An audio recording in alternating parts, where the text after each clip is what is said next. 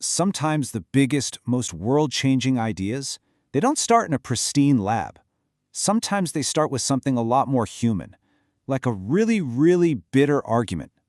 We're about to uncover a single mathematical idea that connects some of the most powerful inventions of the last century. And yeah, it all began with a personal feud. So let me ask you, what could possibly connect a nuclear bomb, the way Google search works, and a simple deck of cards? I mean, they seem completely unrelated, right? But there is a hidden link. And trust me, the answer is way stranger than you might think. It all goes back to this furious intellectual battle between two Russian mathematicians way back in the early 1900s. And their fight, it wasn't about bombs or search engines, not even close. They were arguing about politics, religion, and the very nature of free will. Okay, let's jump in and set the scene here. We're talking about Tsarist Russia, a time of massive political and social upheaval. And that kind of tension, it doesn't just stay in the streets. It seeps into everything, even the supposedly quiet, orderly world of pure mathematics. So, meet our two main players. On one side, you have Pavel Nekrasov, known as the Tar of Probability. He was a powerful member of the establishment, deeply religious, and he was convinced that math could actually prove the existence of free will. And on the other side, his arch-nemesis, Andrey Markov. His nickname was literally Andrey the Furious.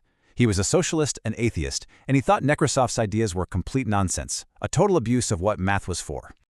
So, you're probably wondering, how on earth can a math argument be about free will? Well, it all centered on this concept that had been around for about 200 years, something right at the heart of probability theory.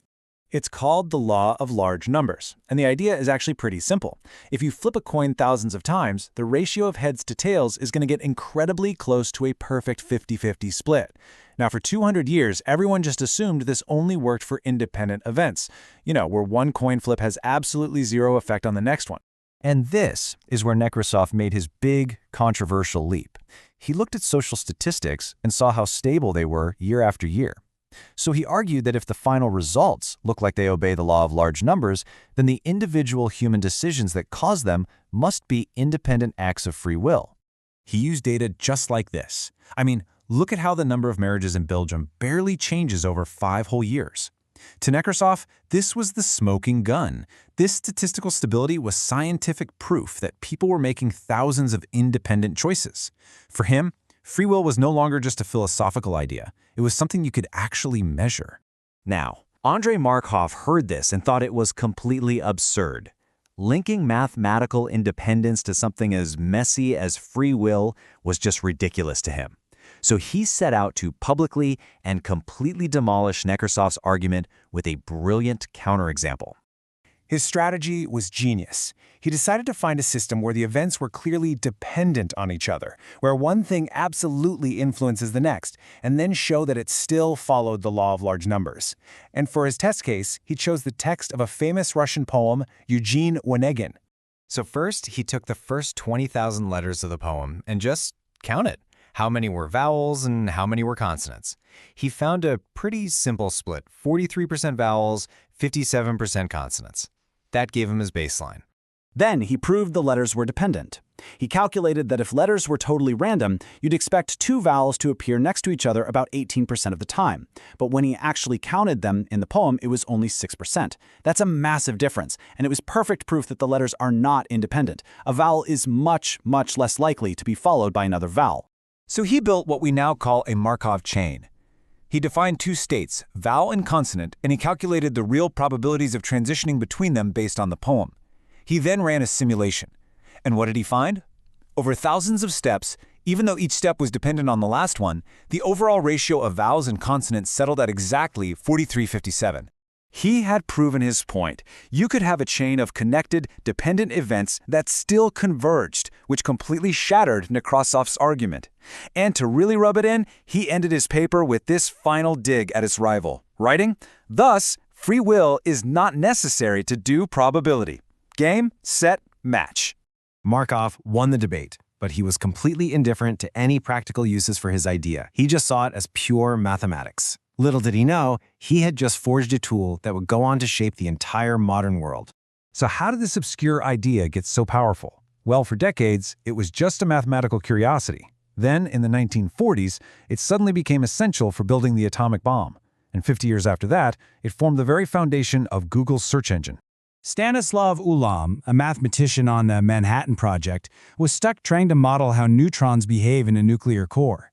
The story goes he was at home sick playing solitaire when he realized he could simulate these complex systems. But there was a catch.